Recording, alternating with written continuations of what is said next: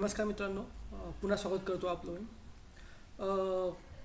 The guardian नावाचा एक newspaper होता. त्या गार्डियन न्यूजपेपरमध्ये काल एक बातमी आली होती. ती बातमी मी वाचताना मला थोडंसं असं वाटलं की त्या बातमीवरून चा संबंध आपल्या एक्झाम पॉईंटवर लागू शकतो. आणि म्हणून द गार्डियनच्या बातमी मी उचलली. तर बातमी अशी होती, द गार्डियन पेपरामध्ये, ॲक्च्युली हा पेपर US चा आहे. बातमी अशी होती, the Supreme Court of USA strike down the restrictive Louisiana abortion law. अमेरिकेमध्ये एक राज्य आहे लुझियाना. त्या राज्यामधला जो गर्भपातचा कायदा होता, ॲबॉर्शनचा कायदा, तो कायदा तिथल्या सुप्रीम कोर्टाने काय केला, रद्द केला. तर ही न्यूज थोडीशी मला इम्पॉर्टंट वाटली आपल्या एक्झाम पॉईंट ऑफ व्ह्यू, तर मी यावर व्हिडिओ बनवत आहे. ठीक आहे. तत्पूर्वी ही ॲक्च्युली बातमी आहे का, याच्यापूर्वी बघूया आपण हे लुझियाना राज्य वगैरे कुठे सध्या. तर Louisiana is a state of USA. जो USA देश आहे, देशामध्ये जे 50 राज्य आहे, त्या 50पैकी कुठला एक लुझियाना. कुठे बघा, हां, लुझियाना.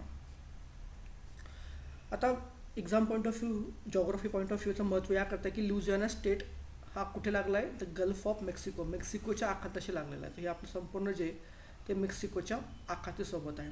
क्लिअर आहे.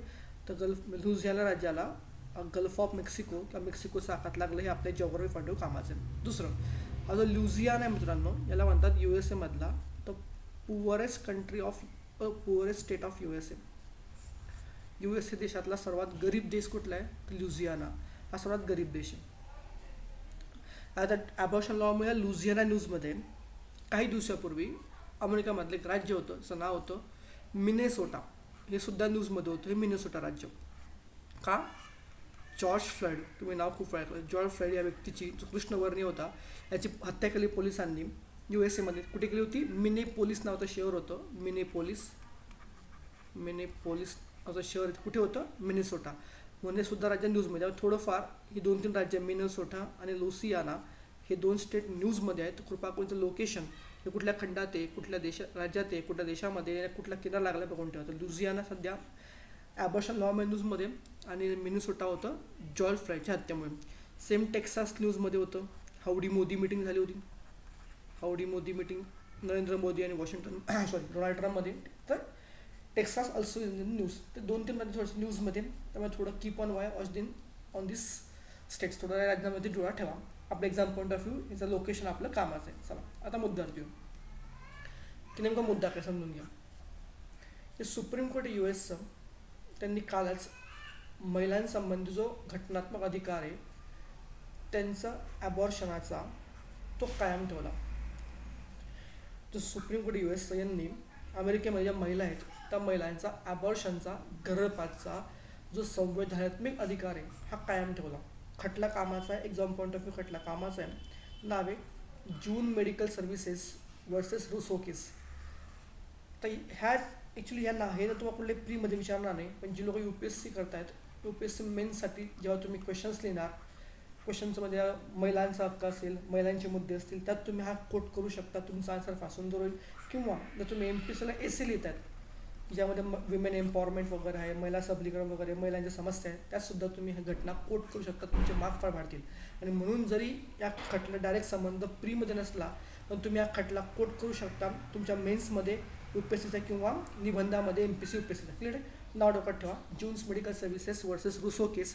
या खटल्यामध्ये सुप्रीम कोर्टने असा निकाल दिला काल परवा की गर्भपात करणे हा महिलांचा संवैधानिक अधिकार आहे. ठीक आहे. बघा झालं काय होतं, 2014मध्ये जे लुझियाना स्टेट आहे म्हणजे बोलतोय त्या स्टेटने कायदा पास केला होता की ज्या कायद्याने महिलांचा जो हक्क गर्भपात करण्याचा हा हक्क डावलला होता. जो महिलांचा हक्क आहे गर्भपात करण्याचा, ॲबॉर्शनचा, तो हक्क त्या कायद्याद्वारे लुझियाना स्टेटने काय होता, डावलला होता, बंधनं घातले होते. आणि त्याच्यापूर्वी टेक्सासने केलं होतं. आपण आत्ता बघितलं बघा, तर आधी टेक्सासने केलं, नंतर कोणी केलं, 14मध्ये लुझियाना. हे 2 राज्यांनी काय केलं की त्यांच्या राज्यात ज्या महिला होत्या त्या महिलांचा जो हक्क गर्भपातचा हा बंधनं घातली होती. आणि त्याच्याविरुद्ध केस होती, काय नाव होतं, जून मेडिकल सर्व्हिसेस वर्सेस रुसो केस. आणि या केसमध्ये सुप्रीम कोर्टने हा जो कायदा आहे हा रद्द केला आणि महिलांना त्यांचा ॲबॉर्शनचा हक्क दिला. त्यामुळे न्यूजमध्ये सुप्रीम कोर्टने हा जेव्हा निकाल दिला, आता काल निकाल दिला जून मेडिकल केसमध्ये, त्यांनी रेफरन्स घेतला होता मागची घटना 1973ची रो वर्सेस वाडे केस. अतिशय फेमस घटना आहे ही केस.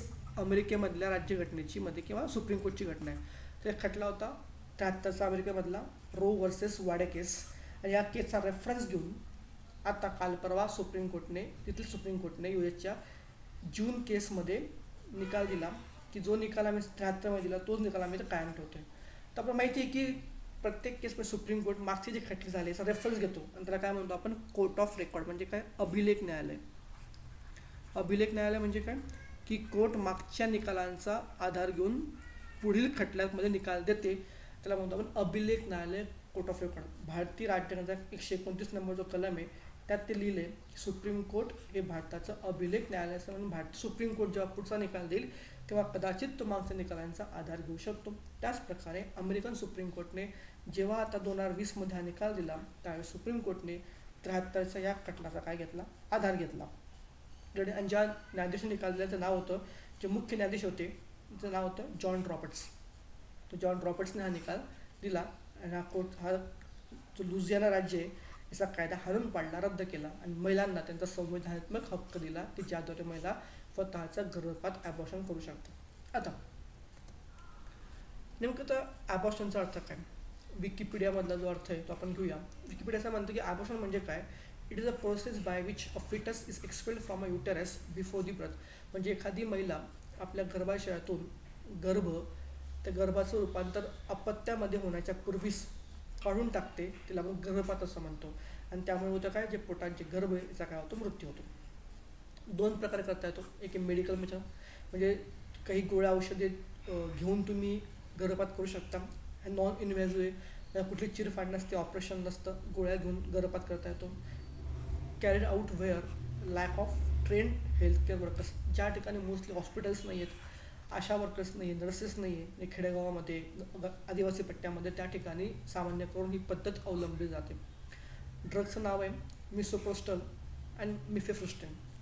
मिसोप्रोस्टल अँड मिफेप्रिस्टोन हे जे 2 ड्रग्स आहे, ह्या 2 ड्रग्सचा वापर करून मेडिकल पद्धतीने गर्भपात केला जातो. दुसरं व्हॅक्यूम ॲस्पिरेशन, हे मोस्टली हॉस्पिटलमध्ये होते की व्हॅक्यूमचा उपयोग करून सकिंग करून ते गर्भाशयाचं आपण ॲबॉर्ट करतो मॅन्युअली किंवा इलेक्ट्रिक व्हर्जनद्वारे. ठीक आहे. सो 2 पद्धतद्वारे तुम्हाला थोडं सायन्सचा मुद्दा आहे, बायोचा मुद्दा आहे. चलो ठीक आहे, चला पुढे. आता मुद्दा की गर्भपात जो कायदा आहे, गर्भपात कायद्याची गरज काय, गर्भपातावर बंधने घालण्याची गरज काय होती, थोडी बघू आपण. समजून घ्या की जेवढे अनसेफ ॲबॉर्शन होतात, अनसेफ म्हणजे काय की जे हॉस्पिटल्समध्ये होत नाहीत, की जे इलिगली होतात त्यांना आपण अनसेफ म्हणतो. की जे डॉक्टरच्या अंडरमध्ये होत नाही, जे अनस्किल लोकांकडे होतं, नर्सेसकडे होतं, की हॉस्पिटलमध्ये केलं चोरून लपून केलं जातं, त्यामुळे अनसेफ म्हणतो. हे जे असं अनसेफ ॲबॉर्शन आहे जवळपास 10% कारण आहे माता मृत्यूदरचं. जे माता मृत्यूदर आहे त्या माता मृत्यूदरामध्ये 10% जो भाग आहे हा कशाचा आहे, ॲबॉर्शनचा, की जे अनसेफ असुरक्षित गर्भपात होतो महिलांचा, त्याद्वारे महिलांचा 10% मृत्यू वर्षभरामध्ये होतो. आणि गर्भपातामुळे होणारा मृत्यू हे 3रं महत्त्वाचं कारण आहे माता मृत्यूदराचं. पहिलं हिंसा आणि दुसरं असेल तुमचं कुपोषण, आणि या 2 नंतर 3रं सर्वात मोठं कुठलं कारण आहे की ज्याद्वारे मातांचा मृत्यू होतोय, तर ते आपलं काय, अनसेफ ॲबॉर्शन, असुरक्षित गर्भपात, जो हॉस्पिटलच्या ऐवजी वैयक्तिकदृष्ट्या कुठल्या तरी बाहेरच्या ठिकाणी केला जात आहे, जो फार महिलांसाठी हानिकारक ठरतोय. दुसरं, एक लँडसेट नावाचा इंडिपेंडंट ग्रुप आहे, एक स्टडी केल्याचं म्हणणं असं आहे की ज्या कंट्रीमध्ये ॲबॉर्शन बॅन आहे, ॲबॉर्शन लिगल नाही आहे, ॲबॉर्शन बंदी घातली, त्या ठिकाणी 25% ऑफ ॲबॉर्शन्स आर सेफ. तिथे फक्त 25% सेफ्स आहे. म्हणजे 75% जे ॲबॉर्शन्स आहे ह्या महिला इलिगली करतात का, तिथे बॅन आहे. पण ज्या देशामध्ये ॲबॉर्शन बॅन केले तिथे 75% ॲबॉर्शन अनसेफ आहे, असुरक्षित आहे. पण ज्या कंट्रीमध्ये ॲबॉर्शन लिगल आहे त्यात 90% ॲबॉर्शन सेफ आहे. समजून घ्या. म्हणून काय, जर तुम्ही ॲबॉर्शनला बंदी घालत असाल तर त्या ठिकाणी अनसेफरित्या काम केलं जाते आणि महिलांच्या आरोग्यावर परिणाम निर्माण होते. आणि म्हणून वारंवार प्रयत्न असा केला गेला की ॲबॉर्शन जो कायदा आहे हा शिथिल करावा, जेणेकरून तो बॅन होणार नाही, आणि बॅन झाला नाही तर महिलांचे जे 75% जे अनसेफ आहे हे वाचेल. ठीक आहे. सो ज्या देशामध्ये ॲबॉर्शन लिगल आहे त्या ठिकाणी ॲबॉर्शन सेफ आहे, पण ज्या कंट्रीमध्ये ॲबॉर्शन बॅन आहे त्या कंट्रीमध्ये 25% सेफ आहे आणि 75% अनसेफ आहे. प्रत्येकाला म्हणजे अनसेफ ॲबॉर्शन हे मृत्यूदराचं भारताचं फार मोठं कारण आहे. दुसरं असं की कुठल्या देशामध्ये हाय लेवल ऑफ कॉन्ट्रासेप्टिव्ह आहे. कॉन्ट्रासेप्टिव्ह म्हणजे काय की अशी साधनं ज्याद्वारे गर्भधारणा होत नाही, गर्भधारणा अवटाळली जाते. की विविध नंबरच्या गोळ्या असतील, काय असतील की त्या कॉन्ट्रासेप्टिव्समुळे गर्भधारणा रोखली जाते. ते खूप वाढलं आहे जगामध्ये. जेंडर समानता आली आहे, लिंग समानता आली आहे, इकॉनॉमिक डेव्हलपमेंट झाली आहे, क्वालिटी हेल्थकेअरसुद्धा आली आहे. तरीसुद्धा हे सगळं समजा आपल्या ॲबॉर्शनच्या कायद्याची गरज आहे, कारण या कायद्याद्वारेच महिलांना विशेष सहाय्य करता येईल. आणि अशा कुठल्या महिला की ज्या महिला मोस्टली बलात्कार आणि लैंगिक अत्याचाराचा शिकार आहेत, तर अशा महिलांसाठी कायद्यांची खरंच गरज भारतामध्ये जगामध्ये आहे. दुसरं, जगातल्या 97 ज्या कंट्रीज आहेत त्या कंट्रीमध्ये महिलांना ॲबॉर्शनला अलाउड आहे, ॲबॉर्शन अलाउड आहे. आणि काही ठिकाणी ॲबॉर्शनला कसं आहे बॅन आहे. उदाहरणार्थ निकारागुआ, सॅल्वाडोर, कांगो, माल्टा इथे बॅन आहे, पण मोस्ट ऑफ द कंट्रीमध्ये काय ते अलाउड आहे. 60% जे देश आहेत त्यांनी लिगल जे ॲबॉर्शन आहे हे 24 वीकपर्यंत करतात. म्हणजे काय, एखाद्या महिलेला गर्भधारणा झाली, म्हणतो कन्सेप्शन इंग्लिशमध्ये, त्या दिवसापासून पुढच्या 24 वीकपर्यंत त्या महिलाला ॲबॉर्शनला काय अलाउड केलेलं आहे काही कंट्रीमध्ये. 23 कंट्रींनी टर्मिनेशनला अलाउड केलं आहे का, ॲट एनी टाईम, जेव्हा त्या महिलेची इच्छा असेल तेव्हा. 24 वीकचा कुठलाच बॅन नाही. जेव्हा त्या महिलेची इच्छा असेल तर ती महिला कधीही तिचा गर्भपात करू शकतो. अशा काही country, example Germany, Denmark, Canada, Vietnam या कंट्रीने केले.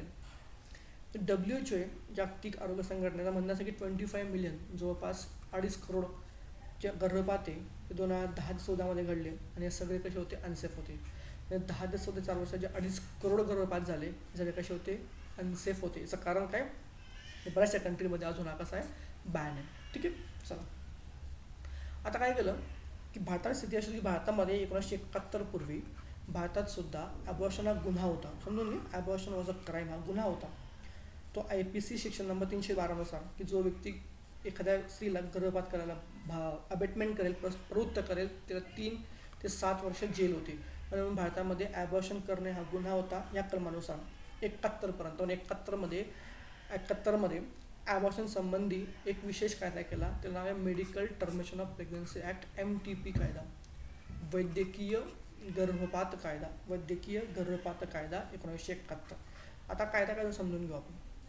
पहिला कायदा की हा जो वैद्यकीय गर्भपात कायदा आहे 1971, हा कायदा असा म्हणतो की जर तुम्हाला गर्भपात करायचा असेल, तुम्हाला काही तरतुदी दिलेल्या आहेत. हा कायदा तुम्हाला गर्भपातला किंवा ॲबॉर्शनला अलाउड करतो.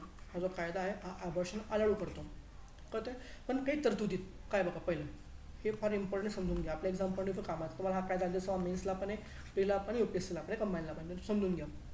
पहिला काय, need for guardian return consent Wien woman is minor. म्हणजे एखादी स्त्री जर मायनर आहे, छोटी आहे, बिलो 18 वर्षात छोटी आहे, आणि ती समजा गर्भपात झाली, ती गर्भवती झाली असेल आणि तिला गर्भपात करायचा असेल, तर त्या केसमध्ये तिला जे गार्डियन्स आहे, पालक आहे, त्या पालकांची लेखी संमती लागते. ती स्वतःच्या मर्जीने गर्भपात करू शकत नाही जर ती 18पेक्षा छोटी असेल, तर ती अज्ञान असेल तर.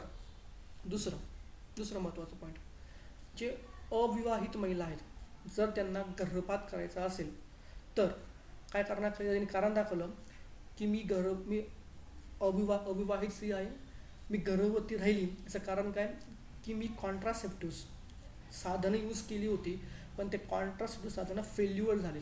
मला एक्झाम्पल देतो, जे कॉन्ट्रासेप्टिव्ह भारतामध्ये फार मोठ्या प्रमाणात ॲड केलं जातं. टू बी मोर मॅच्युअर कॉन्डमचं जो फार मोठ्या प्रमाणात ॲड केले जाते, या साधनाचा जवळपास 99% फेल्युअर रेट आहे, की 99% हे फेल्युअर रेट आहे. आणि म्हणून एखाद्या स्त्रीने कोर्टात केस टाकली की मी गर्भवती राहिली. याचं कारण काय की मी जे कॉन्ट्रासेप्टिव्ह यूज केलं होतं ते फेल झालं आणि म्हणून मी प्रेग्नंट राहिली, आणि म्हणून आता मला गर्भपात करायचा आहे. असं जर अविवाहित महिलेने कोर्टात केस टाकली तर ह्या कायद्यानुसार त्या महिलेला तो हक्क नाही. आय रिपीट, जर एखादी अविवाहित महिला केस करते की कॉन्ट्रासेप्टिव्हचं फेल्युअर झाल्यामुळे मी गर्भवती राहिली आहे, आता मला गर्भपात करायचा आहे, तर या कायद्यानुसार त्या अविवाहित महिलाला गर्भपात करण्याचा अधिकार नव्हता. समजून घ्या, नव्हता. ठीक आहे. समजू शकता त्या महिलेवरती सामाजिक किती पुढे बंधन येतील, काय स्थिती असू शकते. ठीक आहे. पुढचा मुद्दा, पहिला बघितला जे अज्ञान आहे, दुसरा बघितला आपण अविवाहित महिला. तिसरं, ज्या विवाहित महिला आहेत त्याच्याबद्दल pregnancy can be terminated legally within 12 weeks. ज्या विवाहित महिला आहेत, जर त्या गर्भवती राहिल्या आणि जर त्यांना गर्भपात करायचं आहे, ॲबॉर्शन करायचं आहे, तर ह्या कायद्यानुसार ते फक्त त्यांच्या गर्भधारणेपासून 12 आठवड्याच्या आतच, 12 weekच्या आतच ते गर्भपात करू शकता. परंतु समजा जर त्यांना 12 आठवडे ते 20 आठवडे या दरम्यान गर्भपात करायचा असेल, म्हणजे त्याचा गर्भाचं जे वय आहे हे 12 वीक ते 30 वीक झालं आणि ते 20 वीक झालं सॉरी, आणि त्यांना गर्भपात करायचा असेल तर ते स्वतःहून जाऊन करू शकत नाही. त्याकरता एक प्रोसिजर आहे. प्रोसिजर अशी आहे की जे रजिस्टर मेडिकल प्रॅक्टिशनर्स आहेत, म्हणजे नोंदणीकृत, की जे डॉक्टर्स आहेत, असे कमीत कमी 2 किंवा जास्त असे नोंदणीकृत जे डॉक्टर्स आहे, ह्या डॉक्टर जोपर्यंत तुम्हाला सर्टिफिकेट देत नाही की ह्या महिलेचं अबॉर्शन करावं, त्याशिवाय तुम्ही अबॉर्शन करू शकत नाही. सेक्शन 3 असा म्हणतो. हा सर्वात मोठा मुद्दा होता. मुद्दा काय होता? जर एखाद्या विवाहित महिलेला गर्भपात करायचा असेल, जर तिचा गर्भ 12 वीकपर्यंत असेल तर ती करू शकते, काही प्रॉब्लेम नाही. परंतु जर गर्भाचं वय 12 ते 20 झालं आणि जर तिला गर्भपात करायचा असेल तर कमीत कमी 2 किंवा जास्त डॉक्टरांच्या सर्टिफिकेट नंतरच ती गर्भपात करू शकते. आता डॉक्टर वरील केसमध्ये सर्टिफिकेट कधी देणार? लक्षात ठेवा, मी म्हटलं की जर गर्भाचं वय 20 आणि 12 ते 20 मध्ये असेल तर डॉक्टरकडनं काय लागतं? सर्टिफिकेट, की गर्भपात करू द्या. पण कुठल्या केसमध्ये डॉक्टर सर्टिफिकेट देतो ते फार महत्त्वाचं आहे. हे 4 पॉईंट फार एक्झाम पॉईंट ऑफ व्ह्यू महत्त्वाचे आहेत. पहिला पॉईंट, डॉक्टरच्या मते काय तर pregnancy would cause danger to woman's life. डॉक्टरच्या मते असं वाटतं की जर प्रेग्नन्सी शेवटपर्यंत ठेवली आपण आणि नॅचरल प्रेग्नन्सी होऊ दिली तर प्रेग्नन्सीमुळे त्या महिलेच्या आयुष्याला खतरा आहे आणि म्हणून गर्भपात करणे अत्यावश्यक आहे. दुसरं केस काय की child will develop physical mental ॲबनॉर्मॅलिटीज. असं म्हणणं असं आहे की जरी आपण अपत्य होऊ दिलं, महिला जरी वाचली, पण जे अपत्य निर्माण होणार आहे त्या अपत्य एक तर शारीरिकदृष्ट्या किंवा मानसिकदृष्ट्या ते विकलांग होणार आहे. लक्षात ठेवा. असं डॉक्टरांचं मत कळलं की जे अपत्य हे शारीरिक किंवा मानसिकदृष्ट्या अपत्य निघेल तरीसुद्धा डॉक्टर सर्टिफिकेट देऊन त्या महिलेला गर्भपातासाठी परमिशन देऊ शकतं. पहिलं काय, जर मातेच्या आयुष्याला धोका आहे. दुसरं काही जे अपत्य आहे ते मानसिक किंवा शारीरिकदृष्ट्या विकलांग निघू शकतं. या 2 केस खाली डॉक्टर सर्टिफिकेट देऊ शकतं की तुम्ही गर्भपात करा. पण कधी? जर गर्भाचं वय फक्त 12 ते 20 मध्ये असतं. पण प्रॉब्लेम असा आहे की जोपर्यंत गर्भाचं वय 17 ते 20 मध्ये होत नाही तोपर्यंत ते अपत्य, पोटातलं गर्भ नॉर्मल आहे ॲबनॉर्मल कळत नाही. म्हणजे काय, 17 ते 20 मध्ये कळतं की तो नॉर्मल किंवा ॲबनॉर्मल आहे आणि 20पर्यंत फक्त लिमिट आहे. आणि म्हणून जोपर्यंत मातेला कळतं गर्भ नॉर्मल किंवा ॲबनॉर्मल आहे तोपर्यंत वीक संपलेला असतात. आणि म्हणून हा फार मोठा प्रश्न होता की सरकार म्हणते की 20 वीकपर्यंतच तुम्हाला अलाउड आहे. तर तुमचा गर्भ कसा असेल? ॲबनॉर्मल, बरोबर आहे, विकलांग असेल. परंतु 20 वीकमध्येच कळतं ना स्त्रीला किंवा डॉक्टरांना की तो नॉर्मल आहे का ॲबनॉर्मल आहे. म्हणजे 20 वीकपर्यंतच डॉक्टरला कळतं तो ॲबनॉर्मल आहे आणि फक्त काही दिवस शिल्लक राहत आहेत ॲबॉर्शनला. म्हणजे 2 ते 3 दिवसामध्ये स्त्रीला निर्णय घ्यायचा आहे की ॲबॉर्शन करावं की नाही करावं. कुठला निर्णय? मानसिकदृष्ट्या, शारीरिकदृष्ट्या, आर्थिकदृष्ट्या, कौटुंबिकदृष्ट्या ह्या सगळा निर्णय घ्यायचा आहे की आता करायचं का नाही. त्यामुळे 2-3 दिवसात स्त्रीला फार निर्णय घ्यावा लागतो आणि स्थिती फार वाईट आहे भारतामध्ये चालू होती. पुढचा बेस आहे की pregnancy is a result of फेलर कॉन्ट्रासेप्शन. म्हणजे आत्ता बोललो, जर एखाद्या महिलेचं म्हणणं असेल की मी जे कॉन्ट्रासेप्शन्स यूज केले होते ते फेल झाले आणि म्हणून मी प्रेग्नंट झाली, तरीसुद्धा डॉक्टर सर्टिफिकेट देऊन त्यांना 20 वीकपर्यंत असेल तर ॲबॉर्शनला परमिशन देतात. पण फक्त कोणासाठी? Only for married woman. जे विवाहित महिला आहेत त्यांनी केस टाकलं की मी कॉन्ट्रासेप्टिव्ह फेल झाल्यामुळे प्रेग्नंट झाली, तर त्या केसमध्ये डॉक्टर सर्टिफिकेट देऊन त्या महिलेला गर्भपात करू शकतात जर गर्भाचं वय 20 वीकपर्यंत असेल. मी पुन्हा म्हणते 20 वीकपर्यंत. आणि चौथं, the pregnancy result of sexual assault or rape. एखाद्या मातेवर किंवा स्त्रीवर, मुलीवर रेप किंवा अत्याचार झाला असेल लैंगिक आणि ती गर्भवती झाली असेल तर तरीसुद्धा 20 वीकपर्यंत त्या मुलीचा किंवा मातेचा गर्भ असेल तर डॉक्टर सर्टिफिकेट देऊन त्या मातेचा किंवा मुलीचा गर्भपात करायची परमिशन देऊ शकतात. हे 4 ग्राउंड महत्त्वाचे समजून घ्या. पहिलं काय, मातेच्या आयुष्याला धोका आहे, अपत्य ॲबनॉर्मल आहे, गर्भनिरोधन साधने फेल झालीत फक्त महिलांसाठी, ज्या महिला विवाहित आहेत. चौथं काय, महिलेवरती बलात्कार झाला असेल, गर्भपात झाले असेल, त्या 4 केसमध्ये त्या महिलाला गर्भपात करण्याचा अधिकार आहे जर जर जर जर गर्भाचं वय 12 ते 20 आठवड्यामध्ये असेल तर डॉक्टर सर्टिफिकेट देऊन या कारणांखाली गर्भपात करू शकतात. म्हणजे 12 वीकपर्यंत तर काही टेन्शन नाही आहे. 12 ते 20मध्ये ह्या 4 कंडिशन असतील, डॉक्टरला वाटते कंडिशन सॅटिस्फाय होतात, सर्टिफिकेट देणार आणि गर्भपात होणार. आता मुद्दा असा की 20च्या वरती काय, तर गर्भाचं वय 20पेक्षा जास्त असेल तर काय करावं.